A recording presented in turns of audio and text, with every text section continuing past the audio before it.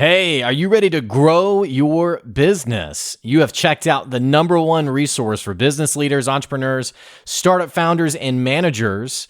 And we're going to teach you how to grow and scale your business with real actionable steps. There's no fluff in this podcast. It's just good advice. Check out this episode. If you're a first-time listener, make sure you subscribe to the podcast. And if you enjoy this episode, leave us a 5-star review. Today's episode is with Ann Hill, who's the owner of Hilltop Virtual Solutions. And we're talking today about how to streamline your business when it comes to SOPs, systems, processes, workflows, all these things that can seem kind of overwhelming. And especially if you're a newer business owner, like in the first few years of your business, and maybe you've never thought about these things, you might even be thinking, is that something I really need to worry about? And the answer is, of course, yes. If you ever want to scale your business and exponentially grow your revenue, there are just some things you have to do in business. And Ann Hill is here today to talk about those important steps. Hey, stay tuned. It's a great episode. Here comes your good advice.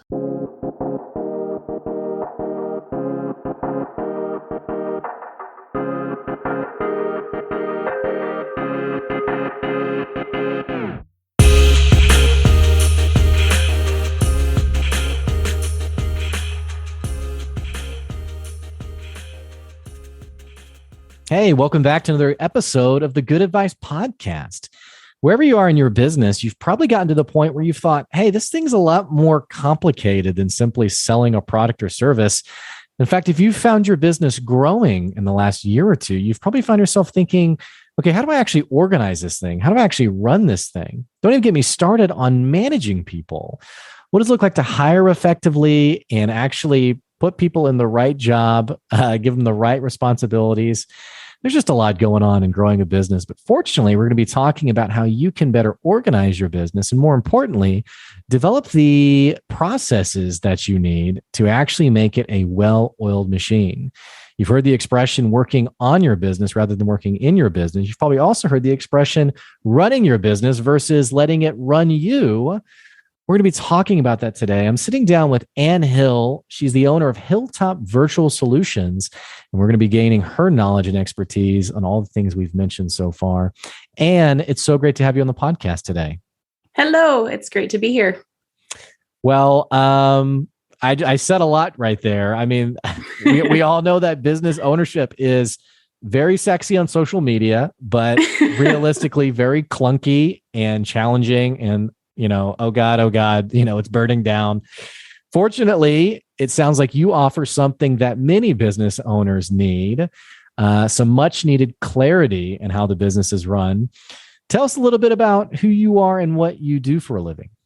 Yeah, I'm so happy to chat with you a little bit more today on everything. I fully agree that running a business is so much more than what we see on the outside. And I learned that quickly myself when I started running my business.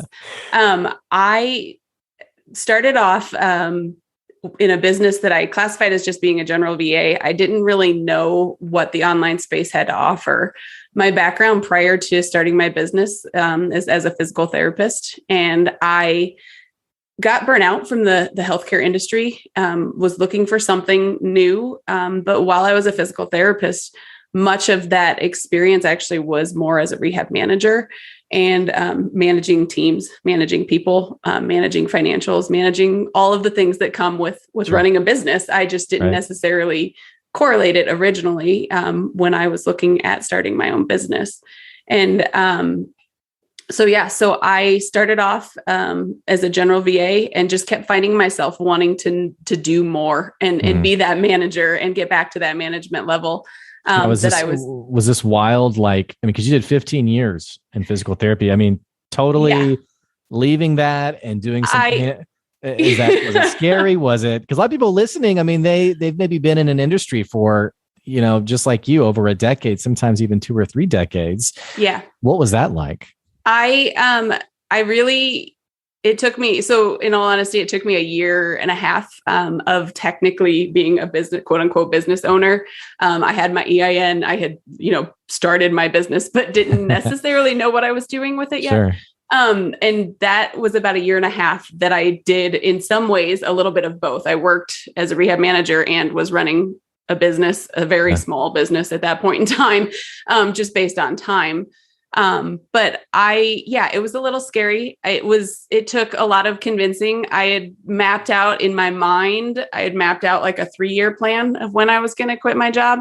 But once I got into the online space and saw what was out there, and then also invested in some coaching myself, was able to actually do it in a 6-month time frame. Wow. To quit my job. And it very much was a leap of faith, though. And it was a big mindset shift to make it a leap of faith versus that fear that could potentially be sitting there. And I was very fortunate also to have a very supportive husband that he told me, let's do it. If this is what you want to do, let's do it. But, and I think that's really, first of all, what year was this, by the way? This was so officially I quit my job in January of 2020, my full-time job. So This was technically pre-pandemic, but didn't know what the next, few months were going to hold. Sure. And going into it, expecting more rapid growth in my business than what I had seen because of a pandemic. So you chose the right time to quit your job. No, I'm just kidding. Yeah. but the cool thing is you, and I don't know your thoughts on this, but I mean, you jumped into a virtual world that only became more virtual. Right. Yeah. I mean, people wanting help running their businesses, and having access to someone like you who originally started in the VA space. How much do you feel like, and not to take anything away from you, but how much do you feel like in the world of entrepreneurship that luck and timing plays a role?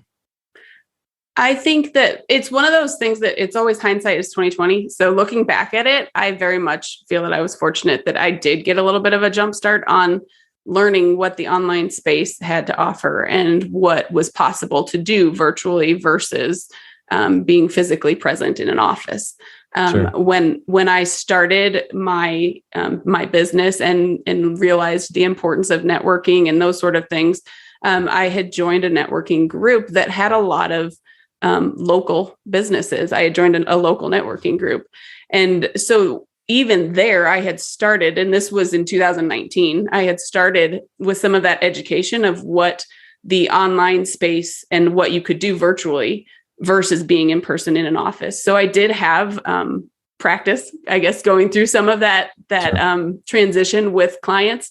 And then also, I definitely feel like there was luck in the timing of it all. And there were so many ways that I was fortunate. I have kids that are one in particular that was school age at that time. I don't know how I would have done it working, trying to teach my son at that time. And then also, because my husband and I both would have been out of the house working. I worked in a skilled nursing facility prior to being 100% in my business. So it was definitely something that would have required me to be out of the house. So tell me more about the support from your husband, because I talk to a lot of business owners who it's like the spouse factor. Yeah. Where, and I see two different conversations happen. I see the conversation of the spouse, husband or wife, who is, like you said, okay, yes, let's do this. Let's make it happen. I was very fortunate to have my wife say the same thing and say, yeah, go do it.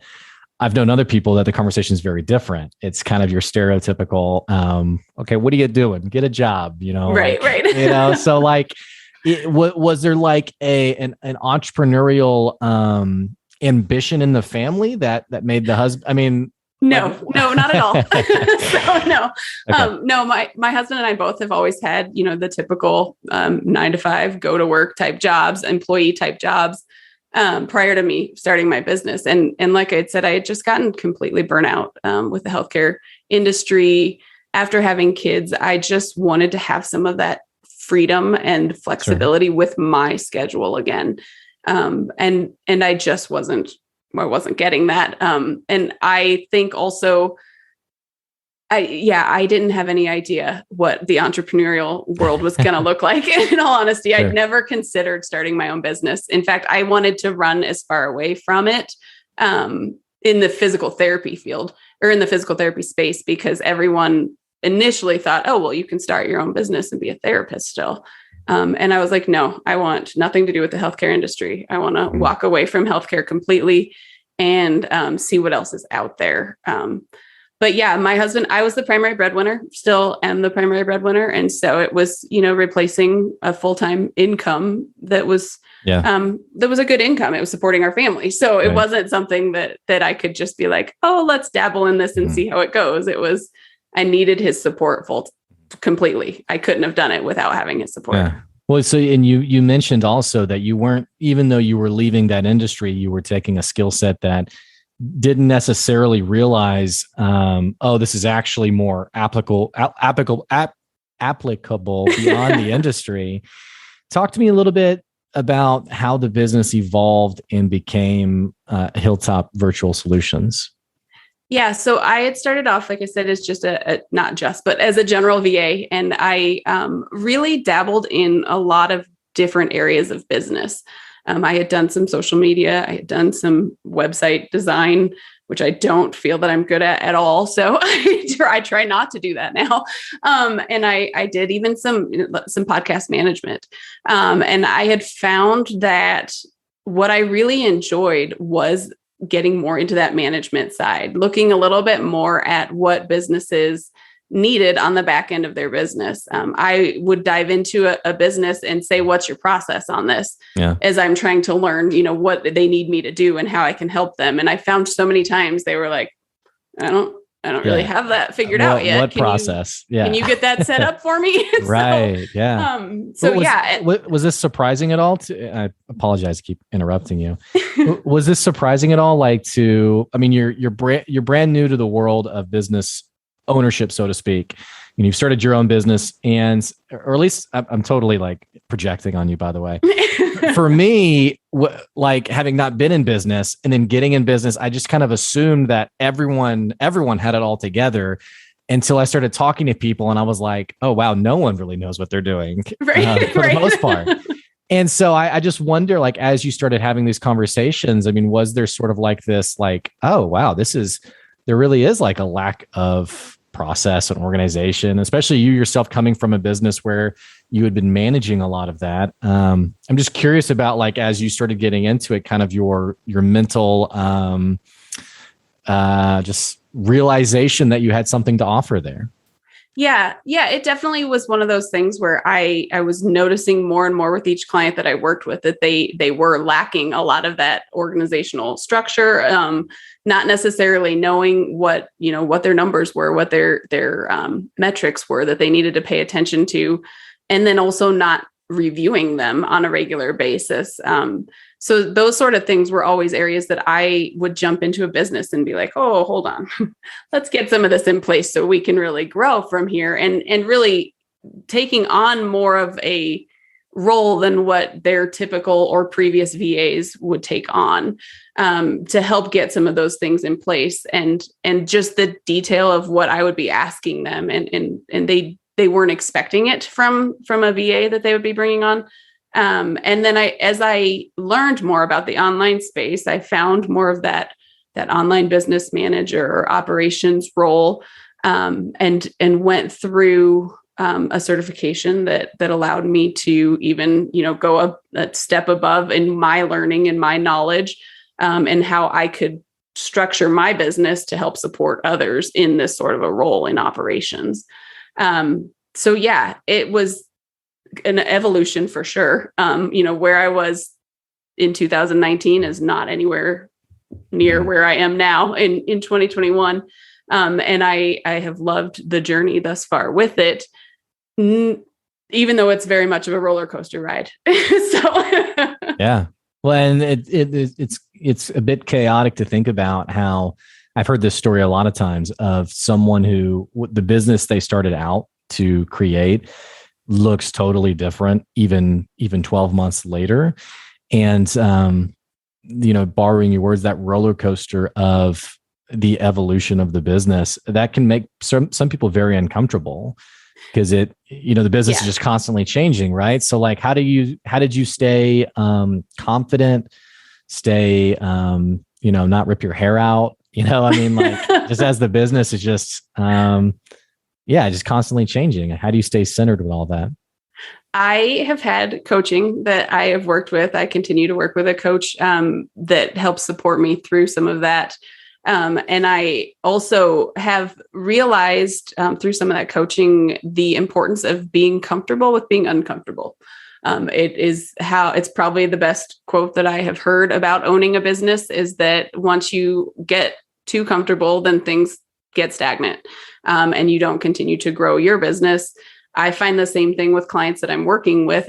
I want to help encourage them to continue to grow as well, and continue to push themselves out of the areas where they are getting comfortable, basically. Yeah. I also committed back when I started to myself that as I grew, didn't want to bring on team members and have them have the experience that I had when I started as a VA, walking into a business and somebody not really knowing what they needed to have me do, and not really having any sort of processes in place in their business. And then also not even having an onboarding like experience for your team members. I found that when I jumped into businesses, a lot of times they just needed help, but they couldn't necessarily specify what they needed help with. And so one of the things that I have been very particular about, even with my own team, is that there is an onboarding process. There is, very, very defined places to start. Now that evolves as they work with me more and my team, works with me more in my business. But I want them to have a place to start. And so then when we're going into businesses, I'm also really trying to emphasize and pull out of the business owner before I even start with them. What are the things, like give us somewhere where we need to start, where we know this is priority number 1, 2, and 3.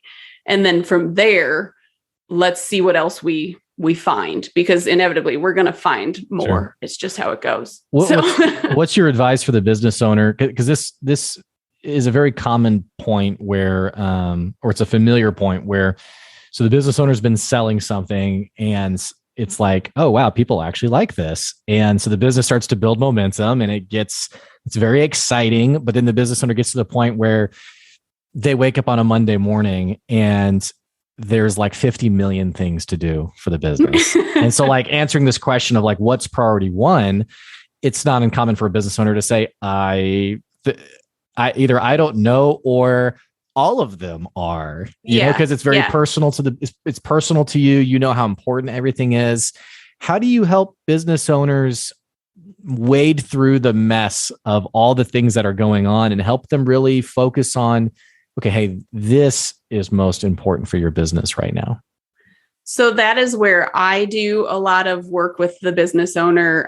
Typically, it's a 2 to 3 hour conversation with them of really covering all of the business, looking at financials, looking at, and when I say looking at it, it's not diving deep into everything, but having a discussion of what are your financial goals, having a discussion of what areas of your business financially are we needing some support in.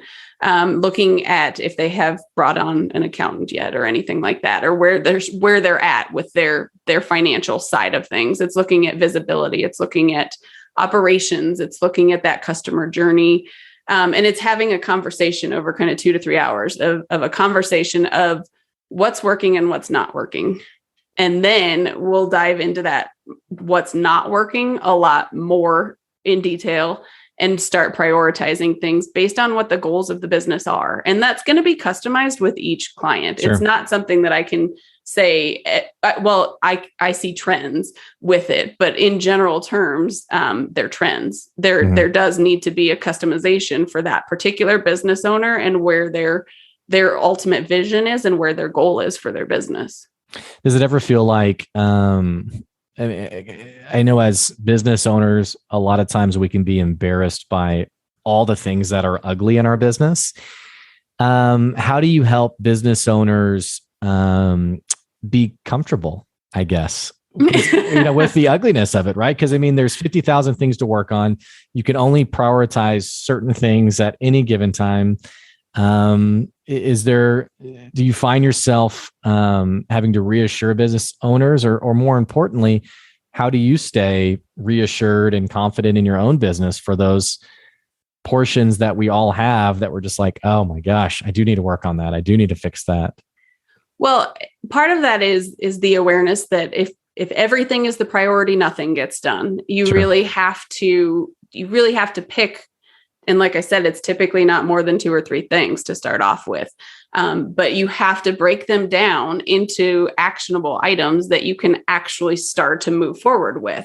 If there's this big picture idea of, oh, I need to get this funnel set up so that I can sell this product and I can launch this product.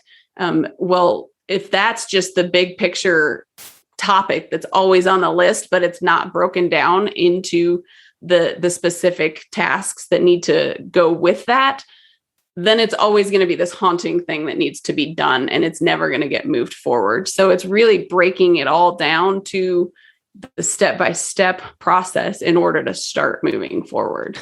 How much do you feel like self-awareness comes into this whole process of like realizing what's actually important to the business versus what you just like to work on? I'm sure you come across business owners who I'll never forget a guy who had spent 4 months every day working on his website, even though none of his customers came through his website, but he really loved the tinkering and the coding and things like that. Yeah. So how do business owners become more self-aware and realizing, hey, that's actually not that important in the day-to-day?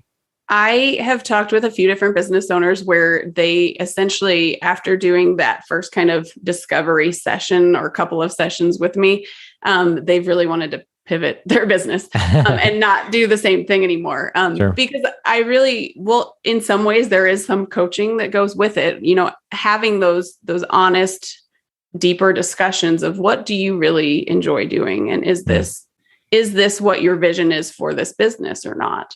And really emphasizing with them that it's okay. It's their business. I'm not going to judge them on what they want in their business. It's not my decision to make, but I will just help point out things that look a certain way or that are moving a certain direction and say, does this match? I want to make sure that we're on the same page, because I can't help move the needle if it's not going in the direction they want it to go. So it's really diving into right off the bat, that vision that they have in their business. And then also seeing if what their vision is that they have in that business matches what they're doing. And I think a lot of times we invariably get to this conversation of, okay, I'm not quite making the progress towards that vision that I want. Do I need help? Do I need to hire someone? And I see this question a lot of people asking, basically, when is the right time to bring on employee number 1? Or if I have employee number 1, bringing on employee number 2. I know that part of your solutions you offer to your clientele is this conversation around hiring. What's your take on this? When is the right time to bring on that first employee?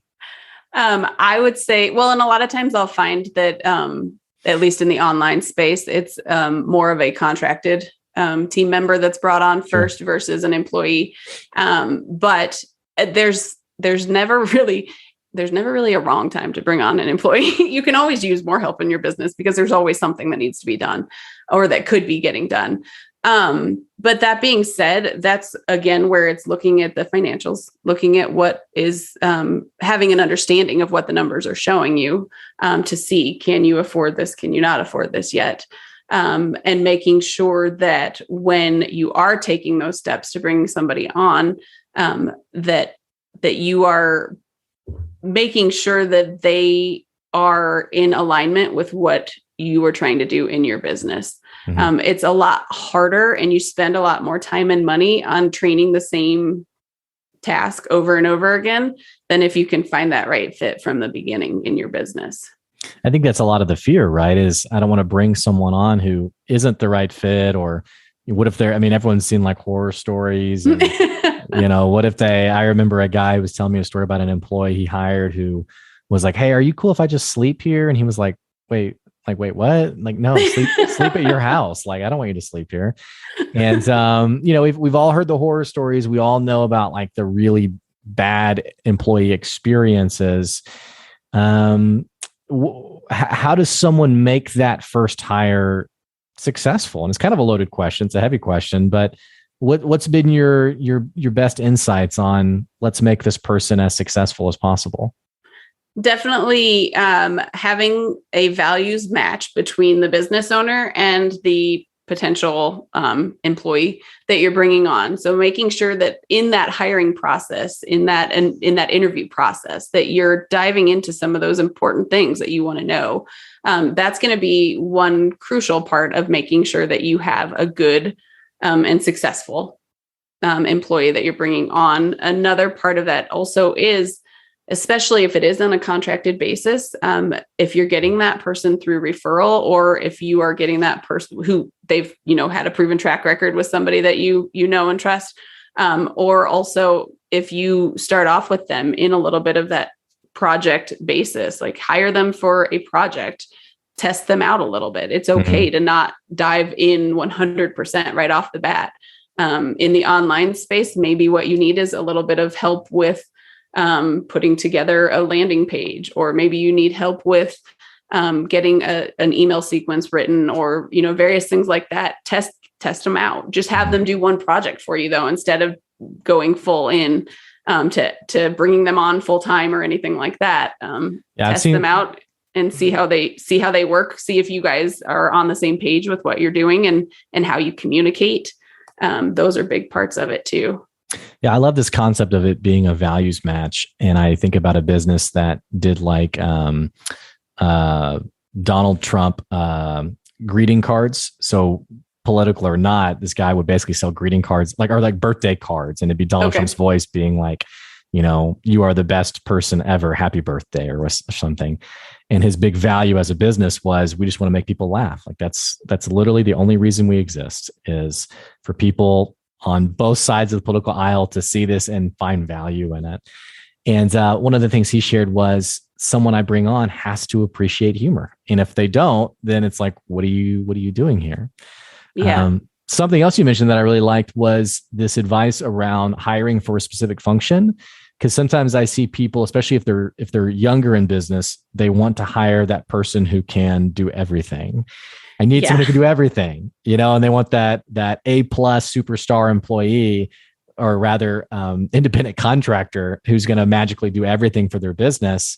Do you come across that ever, or do you kind of help people focus a little bit on what this employee is going to do? Or yeah, I definitely have come across that before. And like I said, I technically started as a general VA. So I kind of did a little bit in everything. But I also did it with the understanding that I would emphasize with people, I don't specialize in this. I can only get you to a certain level with it. So depending on what that client specifically, or that business owner specifically, is looking for, there is a time when a specialist is really what's needed. And depending on what the outcome is that they want out of it, that specialist is really where they're going to get the most bang for their buck. I do think there is something to be said for having a general VA, but the expectation needs to be at a certain level with that too. So sure. I think that's just, again, kind of looking at the heart of what the business owner needs and what's going to best benefit the business owner when they are looking for that hire. And speaking of looking for that hire, the actual hiring process, I've seen all sorts of crazy stories on interview questions, and I have some of my personal most triggering questions that I've seen. Do you typically give advice on how people can have a really strong hiring process, and what that best looks like to kind of reduce, I guess, the pain of interview after interview and actually finding that good hire? Yeah, definitely. In the online space, it's very common, especially in some of the Facebook groups, to see hey, I need a general VA, I need a copywriter, and then having 300 responses underneath that post there. One of the things that I would definitely emphasize is putting together a job description and putting together an application process. Sure. I think those are critical to save time and energy. Also, I like doing a little bit of it's not really tricky per se, but adding a little bit of detail to really see how much people are looking at their job description and the application. Whether it's respond or send your resume here or do this. Helps avoid bots this or subject line. mass filling in, Yeah. Because inevitably, no matter what job you're looking to bring on in your business, I have not known one that detail oriented is not part of what you're looking for. So, wanting someone to have the ability to read, follow instructions, and be detail oriented is going to be one of those top things that you can either cross off or add to the list right there, just by them following the instructions. Is there anything we should absolutely not do when hiring someone, or I don't know if you've heard any horror stories yourself of people who've tried to hire someone and you're like, why did you do that? Obviously there's the big things HR wise, not to be doing, not to be don't be super racist. Sort of I got that part. We're good on that one. But in general terms, I think the biggest, most critical thing is don't hire out of desperation. Make sure that when you are hiring, even if it takes an extra couple weeks, or even if it takes potentially a month longer than really what you wanted it to, make sure that you're getting the right fit for your business. And that the person you're bringing in is somebody that you see growing with you in the same direction your business is going. If you're only hiring for what you currently need, it's not going to help you grow. You want to be looking at where you're going in your business, and does this person fit where you're going? Not just necessarily what my current desperate need is in my business. Sure. How do you encourage people who, as you're bringing on people and you start to delegate tasks out, how do you help people who, that sense of losing control, I guess, you were doing everything before, and now you're starting. I mean, I've known people who they hire on people and they still do everything, being able to let go of control. And I guess also have a sense of, what's happening in your business. I guess like the worry, like, do I still actually like have a hand on everything? What's your advice for that? I think one of the biggest pieces that plays a role in that is the communication and the expectations that you set up with your team, really from the beginning, knowing what you want them to be communicating with you on, what things they are able to start making decisions on. When it comes to delegation, I think that's in general one of the hardest things that a business owner has to go through, is figuring out how to delegate and effectively delegate. Because if you think you're delegating a task out, but they're coming to you to ask questions on it, or they're coming to you to double check it, or you're still having to give the final stamp of approval on it, you haven't actually delegated it. You're still very involved in it. Yeah, wow. That's a good insight. Being able to really get to the point that you have delegated that task and that it's consistently being done, and you're not having to follow up on it, and you're not having to check in on it. It comes with communication. It comes with teaching people the ability to make the decisions that you would be making in that role. And it really comes to that, again, that trust factor of knowing that you've brought on someone to help you in your business, and that you've taught them what to do, and that they're doing it. So and speaking of trust, I mean, people are bringing you on to handle all sorts of different parts of their business. Do you have a favorite thing that you do with your customers? And I don't know if you're allowed to say, if you're allowed to answer, but just, is there a personal favorite of like, ooh, I really like, I mean, and for the people listening, you can hire for everything, but anything that just personally for you, you're just like, wow, I really like that part of my business. I love walking, in all honesty, that initial kind of discovery of what their values are, what their vision is for their business, and really walking them through meeting the goals, and then diving into, essentially it's the project management side of diving into that step-by-step process of what is this going to take to really start moving forward. I love doing that part because you dive into so much of the business with that, and you dive into the detail and the heart of what the goal of that business is, and what they do and why they do it.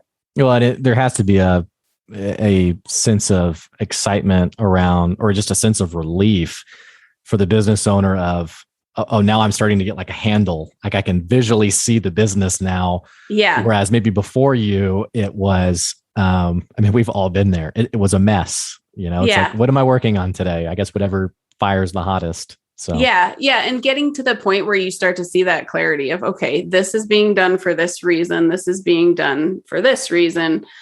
This doesn't need to be focused on for the next 6 months, but this is where my priority needs to be right now. So it's getting that clarity and that sense of relief, I think is huge. And I've even seen it after that second call. It's like, okay, this sounds good. I like this, so, and I like diving into a bit of chaos. It's fun for me. So you are a masochist for entrepreneurship. Well, Ann, this has been really great. I love talking today. It's been a fun conversation. We're unfortunately out of time. Tell me and the listeners, for people who are listening who want to follow you and maybe even work with you, what's the best way for them to reach out to you? So LinkedIn is the social media platform of choice that I have. And Ann Hill is the name on that. And then my website is hilltopvirtualsolutions.com. Perfect. Well, thanks for making the time today. I really appreciate it. Thank you very much. I enjoyed chatting with you. Of course. Hey, for our listeners, I'm going to put Ann's LinkedIn profile. I'm also going to put her website down in the episode description below. It's hilltopvirtualsolutions.com. And then on LinkedIn, it's Ann Hill. Ann is ANNE. And again, that'll be down in the episode description below. Hey, speaking of the episode, if you've been listening to the podcast, you enjoy the podcast, what the heck are you waiting on? Click that subscribe button, click the follow button so you can keep getting good advice wherever you are. And don't forget, if you love the podcast, you can actually support the podcast. You can buy us a cup of coffee at our Patreon. It's at patreon.com/goodadvice. Again, that's at patreon.com/goodadvice. And don't forget, you can also get your business sponsored on the podcast in the introduction. Just go to the Patreon to find out more information. Hey, we so appreciate you. Thanks for tuning in today's episode of the Good Advice Podcast. We'll catch you later. See ya.